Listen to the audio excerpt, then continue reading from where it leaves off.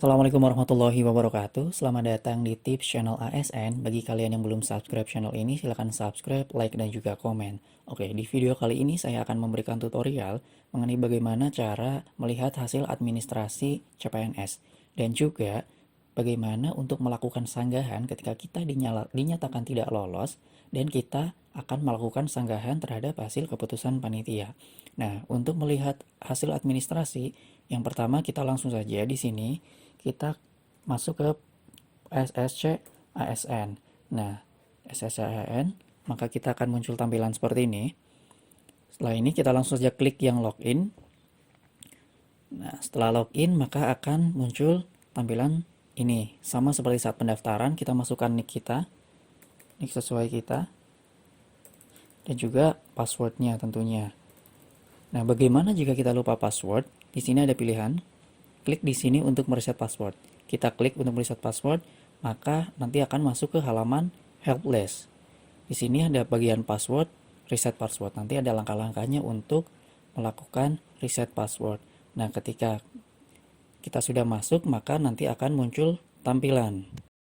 Ini ada setelah login, nanti akan muncul data kita. Nah, di paling bawah itu akan ada tampilan seperti ini ketika kita lolos. Itu selamat, Anda lulus tahap administrasi berkas. Nah, jika tampilan seperti ini, maka selamat, pelamar atau kalian sudah dinyatakan lolos tahap pertama, yaitu tahap administrasi.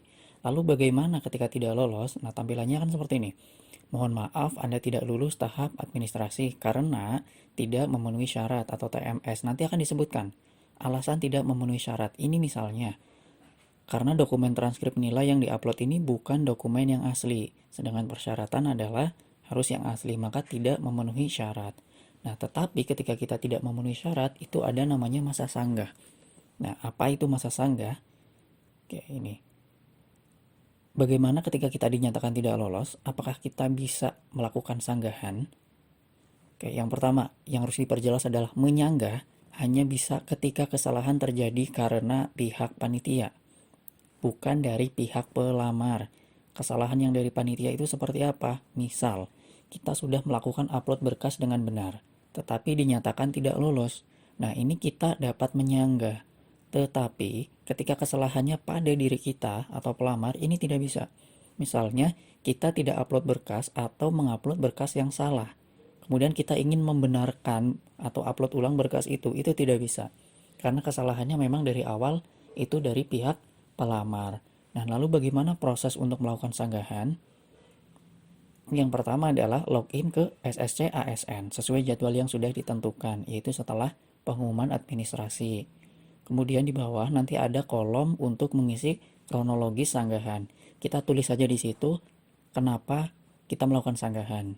Tulis alasannya, dan yang penting adalah upload data pendukung untuk memperkuat sanggahan kita. Nah, ini penting. Karena sanggahan yang kita berikan itu harus dibarengi dengan data atau pendukung untuk memperkuat sanggahan kita. Tetapi hal-hal yang perlu diperhatikan adalah, yang pertama, panitia ini dapat menolak sanggahan. Artinya sanggahan tidak selamanya akan diterima, karena keputusan akan ada di tangan panitia. Yang kedua, kesalahan ini bukan berasal dari panitia. Ingat, ketika kesalahan berasal dari pelamar, sanggahan sudah pasti ditolak. Dan yang ketiga, masa sanggah yang diterima akan diumumkan 7 hari setelah waktu pengajuan sanggah. Artinya ketika mengajukan sanggahan, 2-3 hari kita belum dapat balasan, tidak apa-apa, karena ada maksimal waktu 7 hari setelah melakukan sanggahan. Nah, itu merupakan proses bagaimana kita melihat seleksi administrasi dan juga melakukan masa sanggah. Jangan lupa subscribe channel ini, like dan juga komen agar kalian tidak tertinggal info menarik yang lainnya. Terima kasih.